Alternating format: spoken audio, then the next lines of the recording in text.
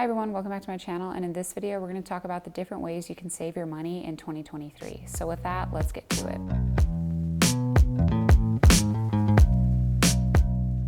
Now, there's been many changes that have happened since 2020. People have to adapt to that and make modifications to best suit their needs for that time period. So in this video, we're going to talk about the different ways you can save in 2023. The very first thing is to put your money into a high interest checkings or savings account. And so when you open a bank account, these banks don't offer high interest. You won't be making very much money while it is sitting there. And because of that, you are losing out on potential gain if you were to have it in the stock market or in real estate. The longer the money sits there without being used or touched, the more inflation is going to take over and devalue the money. Shifting this money from a regular bank account to a high interest one will definitely help prevent inflation from devaluing that money. However, if you don't decide to touch this money for maybe a year or two, then I'd suggest putting it into a brokerage account such as Fidelity or Vanguard. You get a higher interest on that money than you would with a regular bank account. So putting money that's not going to be spent for at least a year or more into a brokerage account is a good way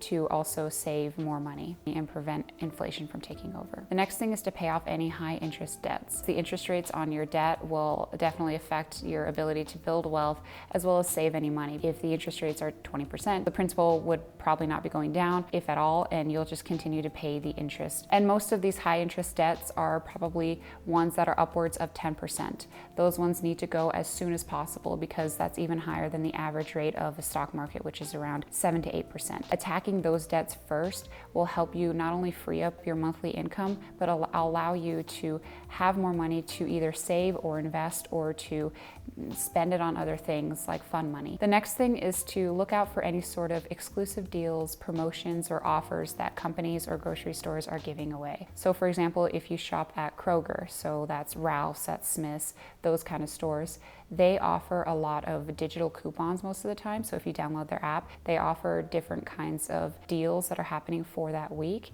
And so if you go online and clip the coupon, you'll be able to get $1, $5, whatever it may be, off of a certain product. So for example, just this past week, my grocery store offered 98 cents a pound for grapes. Most of the time, they're about $2. So just right there, you save at least $1 per pound of grapes. And for example, say you usually buy 5 pounds of grapes. Well, instead of it being $10 at $1.99 a pound, it's now 98 cents. So that's half the amount that you normally would have paid. So you have those extra $5 that you could then put into a savings account or a checkings account or invest it. So all of those things really add up in the long run, and those are things that you should definitely look out for in terms of building wealth and saving your money. The next thing is to only spend on what you like to do. So what I mean by that is to just spend money on the things that you truly care about. Focus your money on that and only spend money on those things. Other things that don't really interest you or you tend to forget about or you don't even really care for, don't spend anything on that. For example, if they are offering a deal on a particular product but you don't really care for that product, there's no point in buying it. You want to buy it because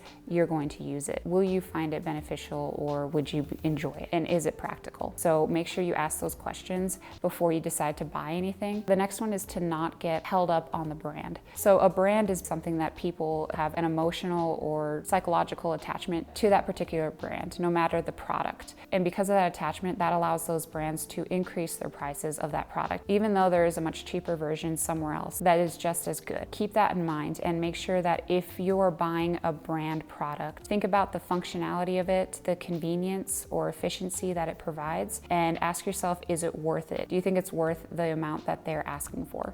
And if it's not, then go for the cheaper version. But if it is, then definitely buy it, especially if it's something that is not going to break down or something that's going to be used for the next several years because it'll last longer. You won't be spending as much money than you would if you were to get the off-brand where it breaks and you have to buy another one or buy 3 or 4 more in the time span that you would only have to buy one of these. So you'd end up spending more on those multiple off-brand products than you would if you were to buy just the branded product. The next one is production versus consumption. America in general is a consumeristic society. We buy, we eat, we collect things, and there's not a lot of production in terms of people doing that themselves. There is production with the companies, with the ones who make the products or provide the food. However, when it comes to the individual American, they're mostly consumers. We are bombarded with ads and everything that we should be buying at this moment, that really overloads our minds and it gets us to unconsciously start spending more than normal, just consuming in general. So in order to avoid that and to save money in that area, try to focus on spending your free time producing something. So for example, doing something artistic, so you create a drawing, or things such as physically, you go work out. Things that don't require you to consume is the best way to describe it. And another way to prevent consumerism is to just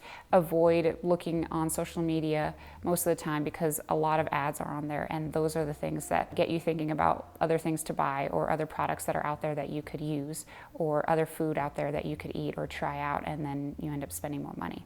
So things like that is something that you should definitely consider, and to avoid the consumerism aspect and spend your free time producing instead of consuming. And the next one is to be aware of the heating and water. Make sure that the heater or the cooler is not running very often. That could really increase the cost of your electricity bill if you have the cooler cranked on 90% of the time. And same with winter, the gas bill will go up if you have the heater cranking on. So you may have to compromise a bit. Maybe during the summertime, you probably go outside more often, or you go and hang out at a cafe that's cooler in general than at your own house. Or in the wintertime, you bundle up more. You have blankets with you, you have boots on, you have sweater, sweatshirt, whatever it may be. That way you have extra money left over that you could then save. And also be aware of the tap drip. And so what that is if you are doing the dishes, you turn off the faucet, however, it's not fully closed, and so there is a drip that continues to go for the next day, 2 days. It may not seem like a lot at that moment, but over time that adds up and you end up spending money on wasted water. So being more conscientious of the water faucets and making sure they're all turned off, as well as the heater and cooler not being touched too much, is something that'll reduce the bills and save you money in the long run. The last one is autosaves. This is also called paying yourself first. There's been many times where I say, okay, I'm going to save this amount for this month.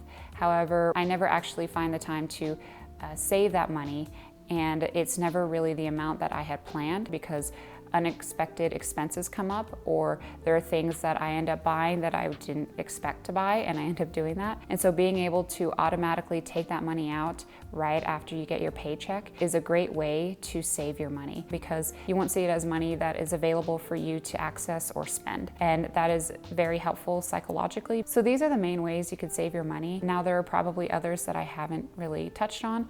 And if you have any ideas, please drop it in the comments down below. And yeah, I hope you guys like this video. If you found it helpful and useful, please give it a thumbs up. And if you'd like to see similar videos, please subscribe. And yeah, thank you for watching. Bye.